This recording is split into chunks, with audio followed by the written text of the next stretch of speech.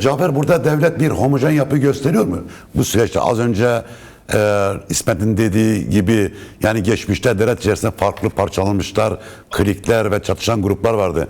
Bu süreçte, yani bu konuştuğumuz 27 Şubat ve sonraki süreçte devlet bir homojenlik gösteriyor mu meselede? Yani biraz böyle şöyle bakabiliriz. Yani hiçbir zaman tabii hiçbir devlet, hiçbir politik organizasyon tamamen yeknesak olmaz. Yani bunun olanağı yok. Ama şöyle bakabiliriz meseleye. Yani devlet içerisinde bloke etmek isteyen çevreler var, muhakkak var. Devlet içerisinde sadece hani kendi iç dinamikleri değil, uluslararası dinamiklerden etkilenen çevreler var. Yani Türk devletinin içerisinde sadece NATO'cular yok. İşte Türk devletinin içerisinde aynı zamanda Avrasyacılar var. Onların sürece yaklaşımı farklı. Yani ilk elimde hemen anlaşılmayacak hamleler yapıyor olabilir bunlar. Ama ben burada şeyi çok önemli buluyorum. Yani daha öncesindeki girişimlerde en temel problem şuydu. Yani kamuoyunda işte MHP mesela bu işi çok bloke eden bir noktada duruyordu. Çok provokatif bir yaklaşımı vardı ve süreci inanılmaz zorluyordu. Şimdi burada MHP'nin sürece o kadar Devlet Bahçeli'nin ve MHP'nin bloke eden noktada tavır alması bütün sistem üzerinde muazzam bir baskı oluşturuyordu. Bütün devlette muazzam bir baskı oluşturuyordu ve toplumda muazzam bir baskı oluşturuyordu. Şimdi bu yeni geldiğimiz MHP'nin de devlet içerisinde bir karşılığının olduğu muhakkak hepimizin takdir edeceği bir şeydir. Şimdi toplumda aldığı oydan daha fazla MHP'nin Türk devleti içerisinde bir karşılığı var. Özellikle güvenlik bürokrasisinde. Şimdi bu sorunun da aslında birinci elden devlet içerisindeki muhatapları güvenlik bürokrasisi içerisinde ve yargıda bir ölçüde. Şimdi burada şöyle bir şey var. Yani bu sürecin aslında olması gerekenden şu halinden daha hızlı yürümesi gerekiyordu. Çünkü MHP bu anlamda tutumunu değiştirerek aslında sürecin ilerlemesine ilişkin koşulları fazlasıyla yani veya bir biçimiyle olgunlaştırdı, başkalaştırdı. Yani bir paradigma değişimi yaşandı aslında Devlet Bahçeli'nin tutumuyla. Yani şimdi kim işte toplamda açıktan bu sürece karşı birkaç tane işte marjinal sayılabilecek çevreler veya Türkiye toplamının çok azını temsil eden çevreler bu sürece açıktan karşı ama Türkiye toplamının çoğunu temsil eden çevreler işte buna CHP, CHP'nin iki kanadı vesaire bu süreci en azından olumsuzlamıyorlar. Yani en azından bu sürece açıktan bir tutumları yok. Öyle olduğu için ben biraz şey buluyorum yani biraz aslında olması gerekenden yavaş yürüyor. Bunun da hani devlet içerisindeki yansımaları vardır muhakkak. Ama ben en temel sebebin şu olduğunu düşünüyorum. Topyekün devlet. Yani buna muhalefet eden de bunun yanında duranlar da topyekün şöyle bir yerde duruyorlar. Yani Kürt sorunun çoklu bir sorun olduğunu görüyorlar. Yani Kürt sorunu hem Türkiye'nin içinde bir sorun hem de Türkiye'nin dışında bir sorun. Çoklu bir sorun.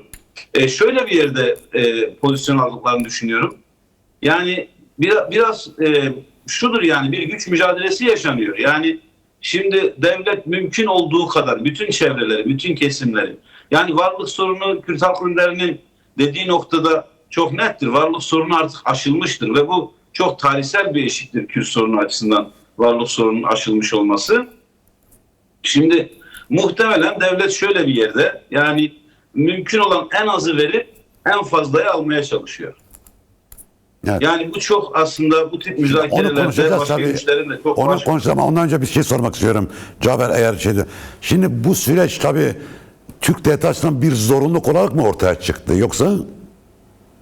Yani eğer zorunluluk olarak ortaya çıktıysa. Türk devleti, evet.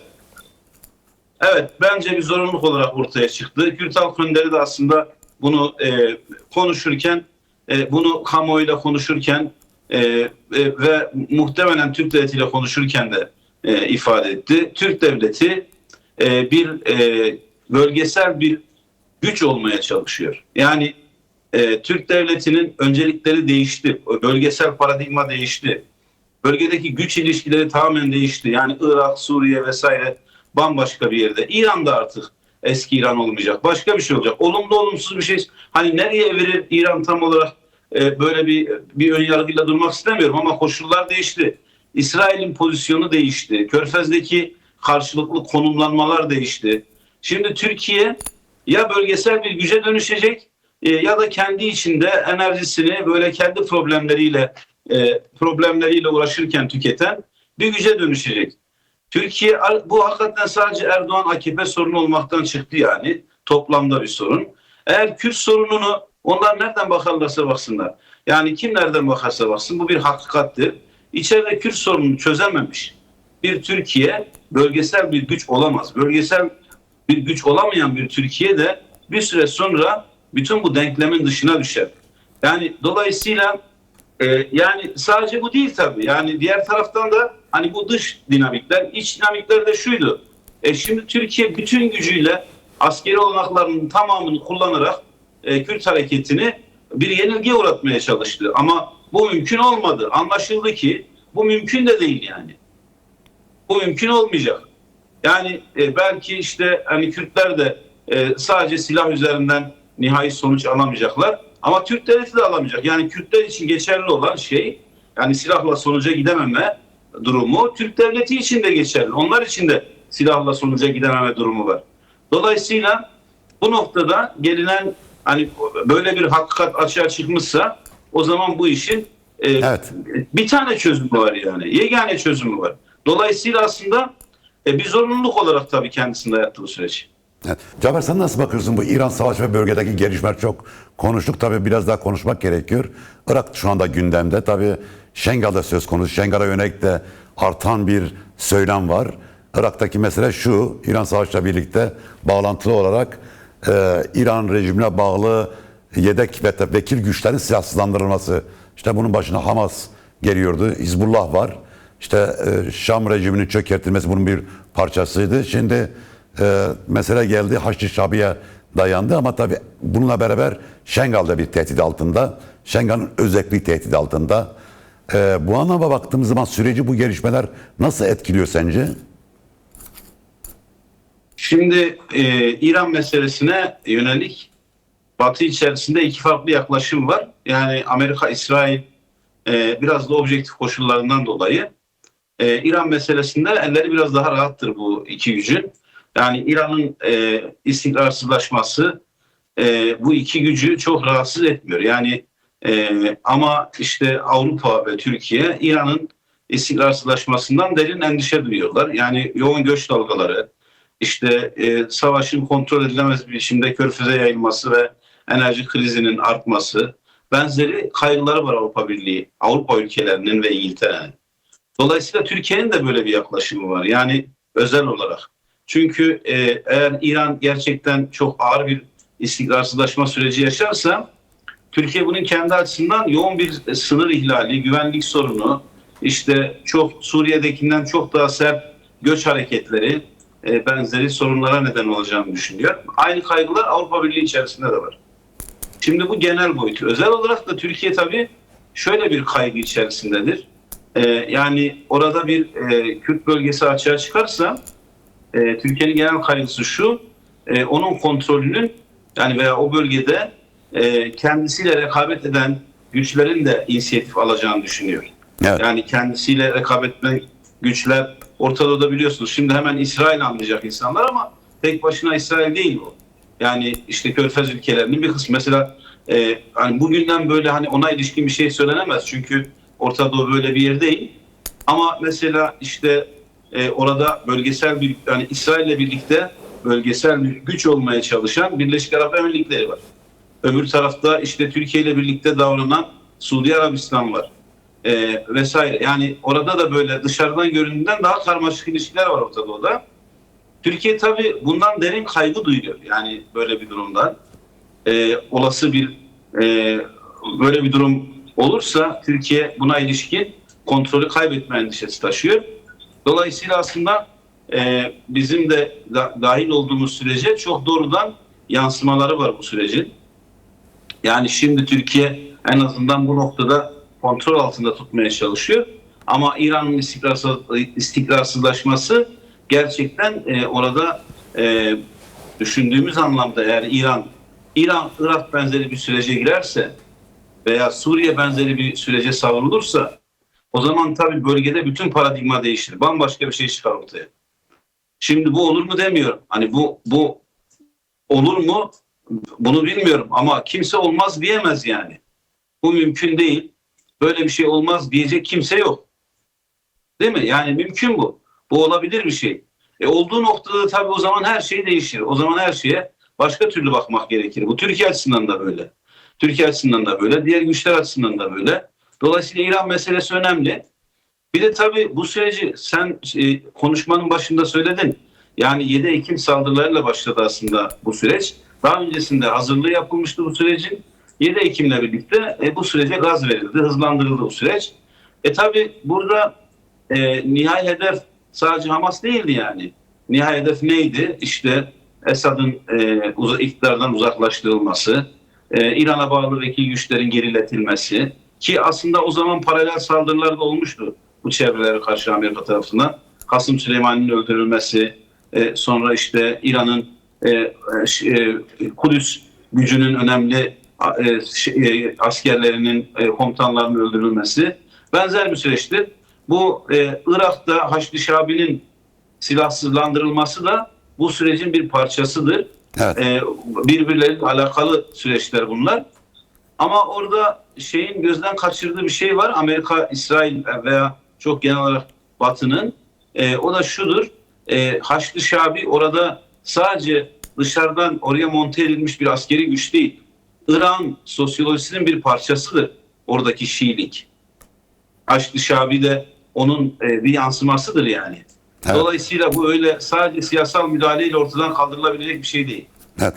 Cavit, sen nasıl bakıyorsun bu kritik aşama kavramını kullandım da ama biraz erken bir değerlendirme mi yoksa geç kalmış bir değerlendirme olarak mı görmek gerek? Kritik aşamayı geçiyor muyuz? Ya aslında yani bu sürecin hani yani başlarken de 3 temel şey vardı, senaryo vardı. Yani bir tanesi işte çok pürüzsüz, problemsiz sürecin devam etmesi, bütün öngörülen takvimlere uyularak yürümesi sürecin.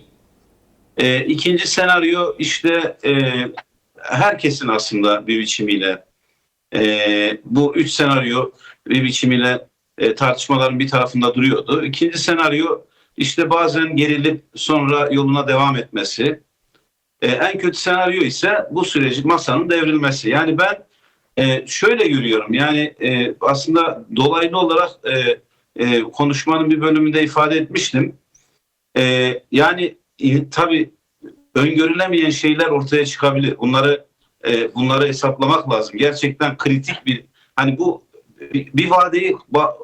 bir vadeyi esas alarak bir kritik olma veya olmamaktan bahsetmeyi doğru bulmuyorum ama herhangi bir olumsuzluk bölgesel mesela İran'ı konuştuk. Orada ortaya çıkacak bir olumsuzluk veya öngöremediğimiz başka bir olumsuzluk süreci inanılmaz zor duruma düşürebilir. Dolayısıyla yavaşlatma çabası yani karşı tarafa en azı vermeye çalışırken veya çalışmak bu tip samimiyetsizlikler çok ağır bedel ödetebilir.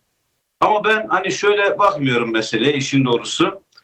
Yani ne kadar hızlı, ne kadar prensiplerle hareket ederek yol alınabilinirse o kadar iyi olur.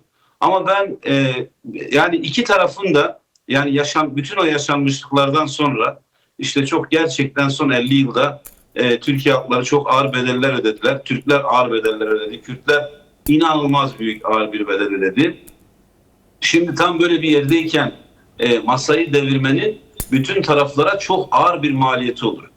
Şimdi Kürt tarafı bu noktada gerçekten inanılmaz sorumlu davranıyor. Özellikle Kürt halk önderine herkes minnettar olmalı. Yani bu coğrafyada yaşayan bütün sadece Kürtler değil bütün milletlerden, uluslardan insanlar gerçekten onun ortaya koyduğu prensipli duruşa, ortaya koyduğu fedakarlığa büyük bir değer biçmeli yani. Bu çok kıymetli bir şey. Ama ben yani sorduğun soruya cevap olması açısından söyleyeyim. Yani bir an önce ne yapılıyorsa yapılmalı.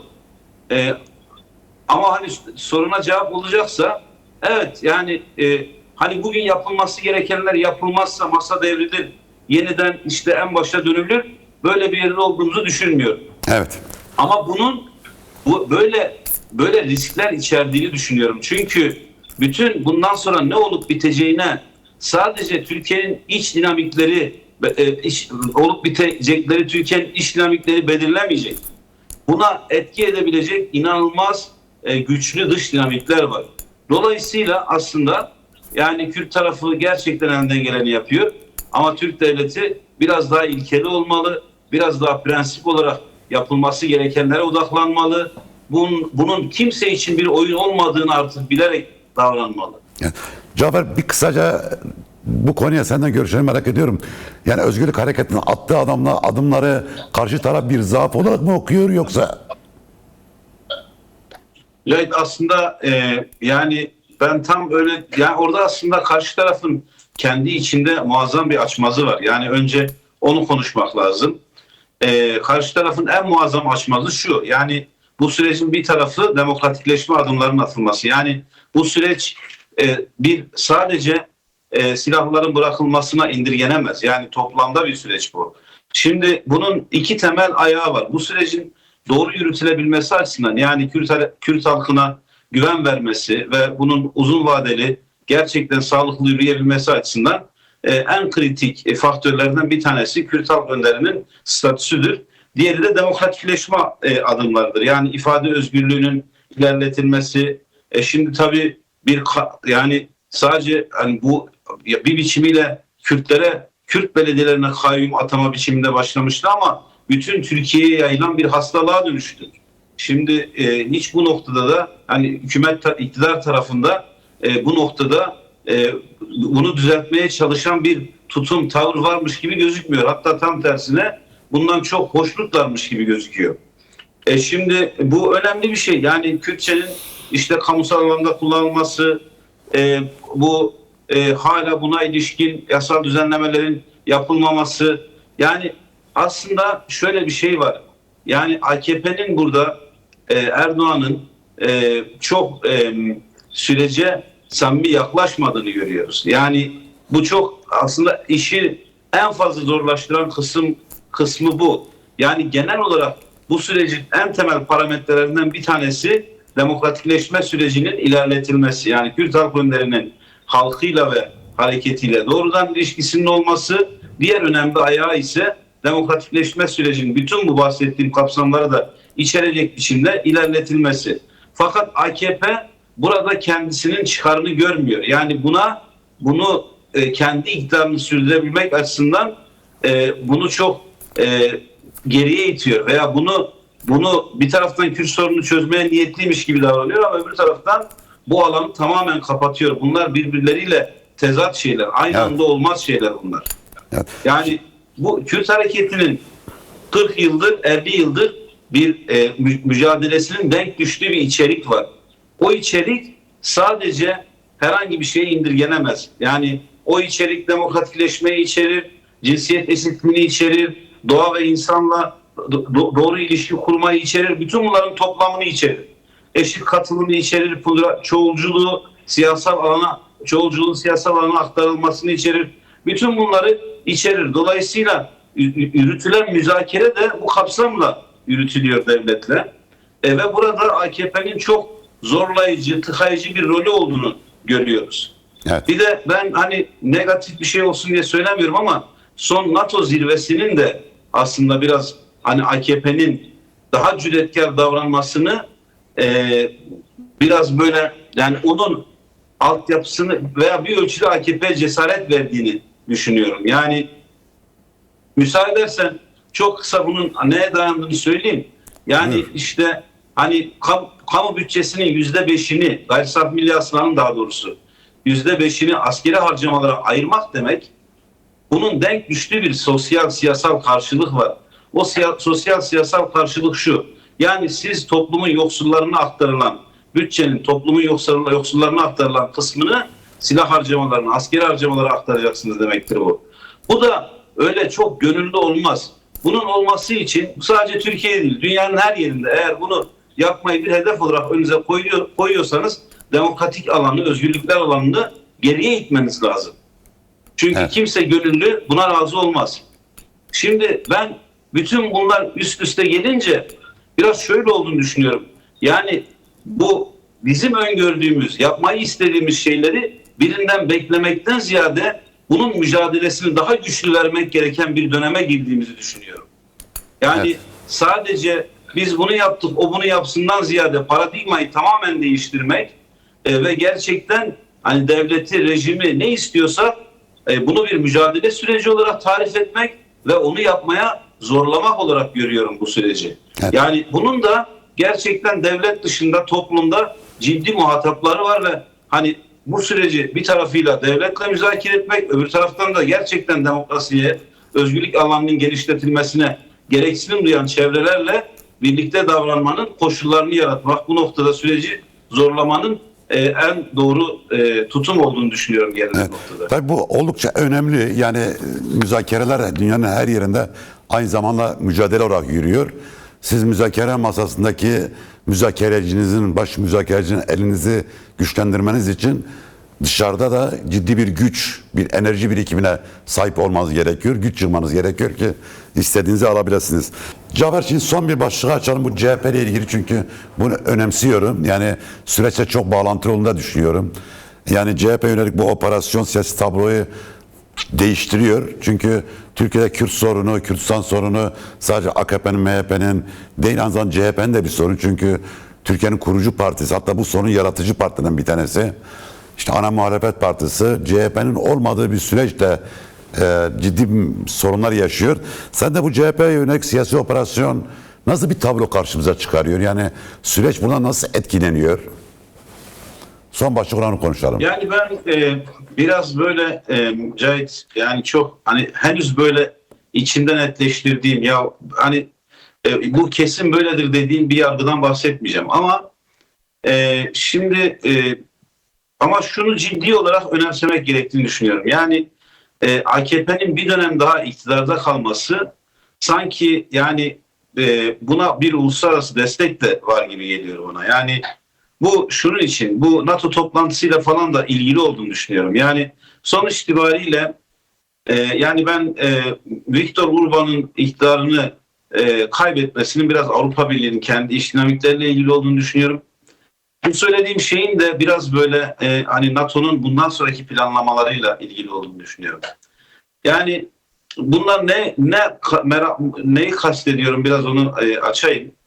Şimdi yani NATO belli ki bir silahlanma dönemi, hani silah endüstrisi özellikle yani genel olarak dünya çapında yeniden inisiyatif aldı. Yani yeniden öne çıktı. Bu zaman zaman olur böyle hani tarihsel olarak. İşte NATO içerisinde de yani silahlanma bütçesinin önemli bir kısmını bu ülkeler sağlıyorlar veya bu ülkelerin çok ciddi pay var dünya silahlanma sürecinde. Şimdi şöyle bir yere gelindi. Yani bu ülkelerin %5 hedefi tutturulabilir mi bilmiyorum ama önemli ölçüde işte silahlanma çabalarını arttıracaklar. Bir silah endüstrisinde bir patlama olacak. Yani işte burada belli firmalar öne çıkacaklar. Türkiye'ye ilişkin de bir genel bir yaklaşım var. O yaklaşım da şu: işte Türkiye'nin ordusundan falan bahsediyorlar, büyüklüğünden, NATO'ya katkısından falan.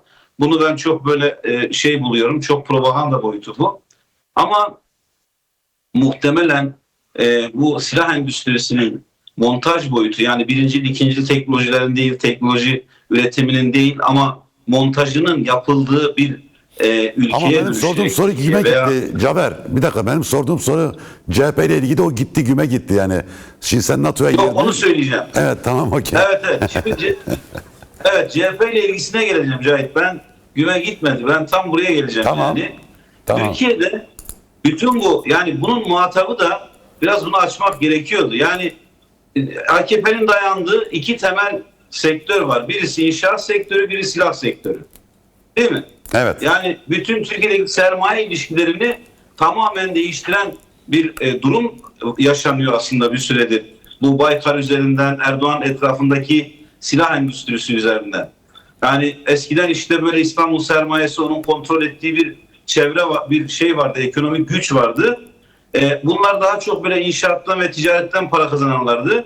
Ama bir üretim arka planları, endüstriyel bir arka planları yoktu.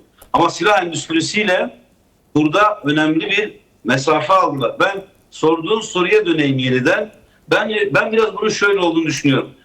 CHP mahkeme kararıyla CHP yönetimini tasfiye etmek ve oraya mutlak üzerinden Kemal Kılıçdaroğlu'nu yeniden genel başkan yapmak sadece Erdoğan'ın projesi olamaz. Sadece onun projesi değil bence. Bence bu çok daha derinde çok daha ciddi yansımaları olan bir bir politik program, bir politik süreç. Şimdi Erdoğan'ın tek başına sadece iç dinamikleri esas alarak buna cüret edebileceğini de düşünmüyorum. Yani eğer bu tek başına Türkiye'nin iç dinamiklerinde olsaydı Kılıçdaroğlu da bu kadar cüretkar olamazdı. Ben yani biraz şöyle bir yerdeyim.